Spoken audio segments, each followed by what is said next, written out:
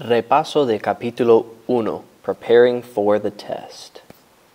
This is a video to give you the basics, what you need to know, what you need to study, and how to prepare for the Chapter 1 test.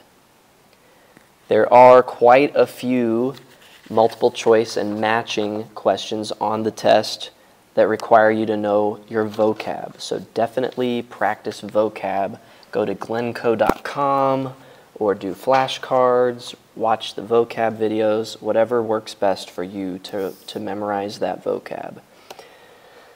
Another huge thing on the test is going to be the verb ser, to be.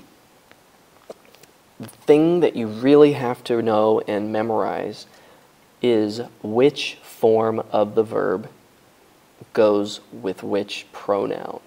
So if you see yo, what would go in the blank? Soy.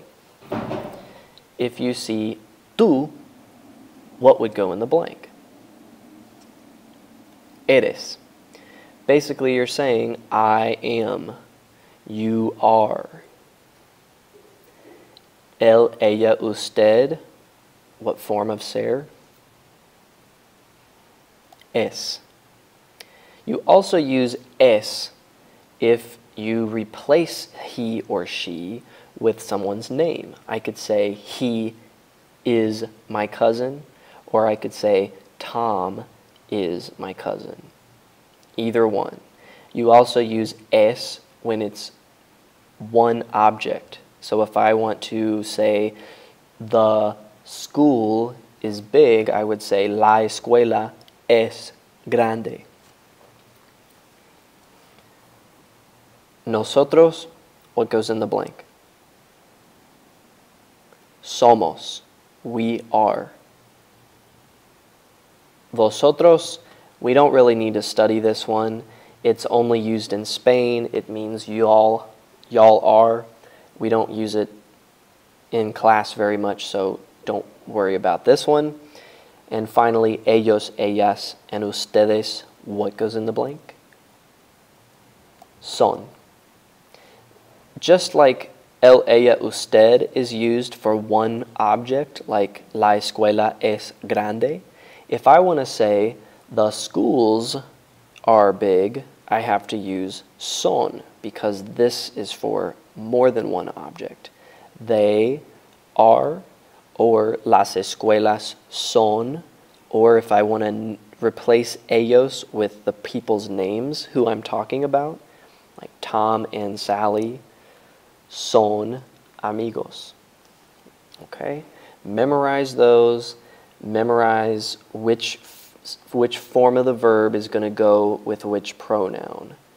We do this in English without even thinking about it. We never say I, is, because we just have memorized through years of practice that I goes with am.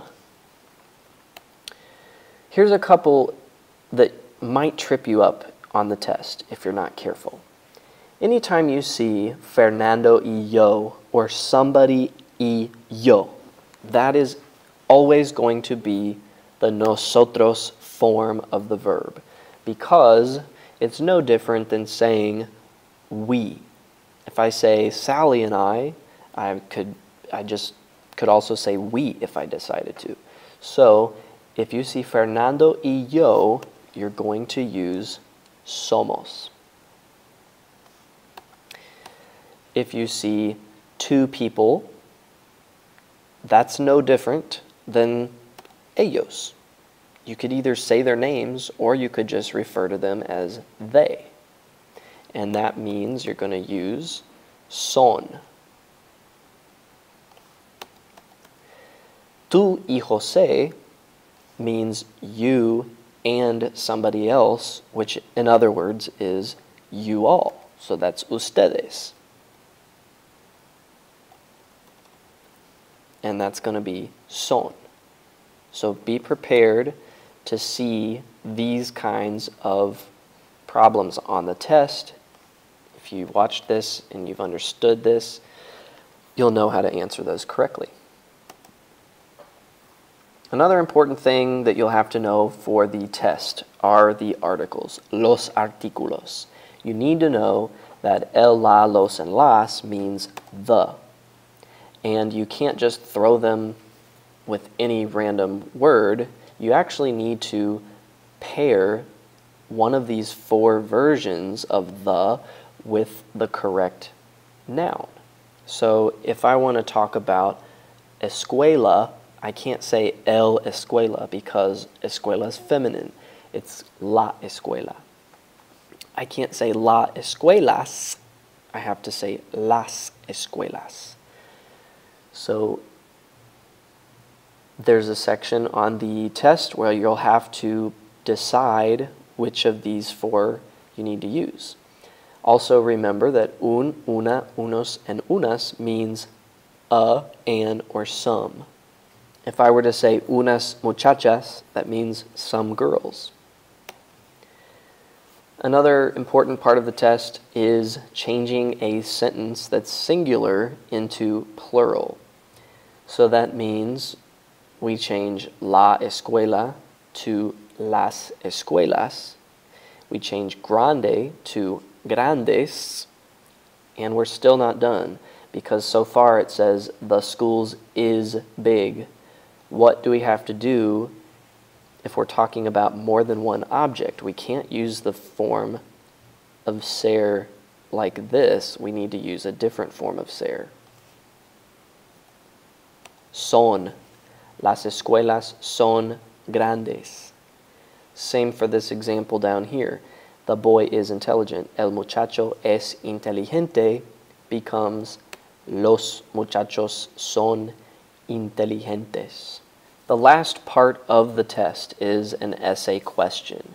There are 7 basic things that you need to be able to put into a paragraph. Here they are. Who you are, where you're from, where you're a student, what you look like, your personality, what subjects you're taking, and what your classes are like. So I'm going to walk you through how to respond in a paragraph giving all of that information. How to say who you are. Here's the question, ¿Quién eres? This is the response. You can say yo soy, or you can just say soy, and then your name. De donde eres means where are you from. To answer that question, soy de. Don't leave off the de. That means from. If you don't say de and you say soy Ohio, that means I am Ohio. And that's not what you want to say. ¿Dónde eres alumno? Where are you a student? You just say, I am student in, and there's where we would put Central Crossing in the blank. Soy alumno en Central Crossing. Careful, girls. You need to change this word alumno to alumna because you don't want to make yourself sound like a boy. How to tell what you're like physically or what your personality is like. Very simple. You just say soy and then list adjectives describing yourself. Once again, be careful, girls. If you want to say you are tall, you have to say soy alta. You can't say soy alto because that's for boys. If you have an adjective like inteligente, it ends in an E. In that case, you don't need to change the E to anything. When it ends in an E like that, it could be masculine or feminine. And to describe your classes, you could say la clase de blank es blank. There's where you would put what class you're talking about. So history class is, and then we could say what it's like. Boring, fun, interesting, big, small. And remember, when you're describing la clase is feminine, so you can't use masculine adjectives over here. You can't say la clase de historia es bueno, because la clase would be buena. And finally, if you want to talk about your teachers, you could just say the teacher's name, es, and then describe what they're like. Señor Martin es cómico.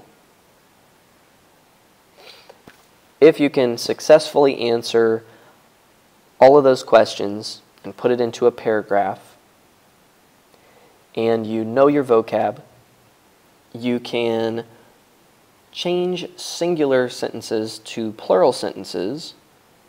You know the articles. You can carefully conjugate the verb ser. Then you should be ready for the Chapter 1 test. Before you may take the Chapter 1 exam, you need to complete activities 1 through 7 on page 46 and 47 of your textbook. The real sign that you are ready for the test is if you can do all of those activities without looking at any notes. If you can do all of those activities from memory and you don't need any help, then you should be ready to go for the test.